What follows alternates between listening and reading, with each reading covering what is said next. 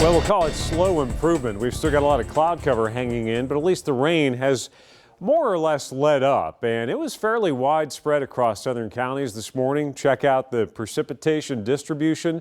Northern Kentucky, not much of anything. We were in I-64, the Bluegrass and I-64 kind of the dividing line. You went north, it was dry. Here, the rain started, and down south, it really ramped up. And in fact, there are 7/10 of an inch totals coming out of McKee, half an inch in Barberville via the Kentucky Mesonet, over an inch in Albany, just outside the LAX 18 viewing area. So, yeah, it did get wet. And there's still some folks dealing with rain, low cloud cover and light rain, very light reflectivity on the Max Track into eastern Kentucky, running from Corbin up through Prestonsburg. So still a hint of some showers hanging on at the tail end of the batch that went through this morning. And of course, it was much more substantial. We did even have some lightning mixed in. This is where it's all concentrated right now. So along the stationary front that's been hanging out there the last couple of days. Snow still persisting across parts of Michigan.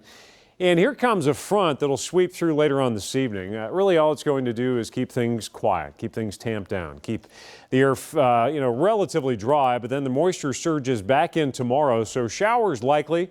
Probably not as heavy as what we saw down south this morning, but on again, off again through much of the day before we finally see another front sweep through and clear those out tomorrow night. And then things do calm down for your Thursday. So we're all about the temperatures the next few days because we've got a lot going on as far as that's concerned. Low to mid 60s today into tomorrow.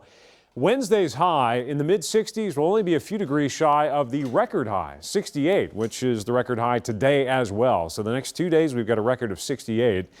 A little more easy to get close to tomorrow thanks to that warm surge, even with all that cloud cover around. But did you notice the temperature drop out there at the end? This shows the departure from normal, and you're seeing this very warm bubble that has become a very persistent feature this winter so far. Watch the Arctic air load up and then gradually dive southeast. Over the weekend, we'll have another little warm surge with some rain, and then all of a sudden, this is Sunday through middle of next week, you can see that colder air blossoming and pushing east. This is not going to be some kind of record-breaking Arctic outbreak. It's just going to actually feel like winter around here for a few days. Temperatures actually for highs may not get above freezing. At this point right now, we're just barely making it down to our average high for overnight lows. That's how flip-flopped everything is, how mild it has been running.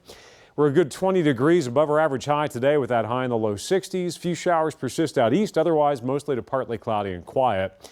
Tonight, low 40s, our average high for our low. And we'll start to see those clouds thicken up, and then those showers will be on and off through much of the day tomorrow.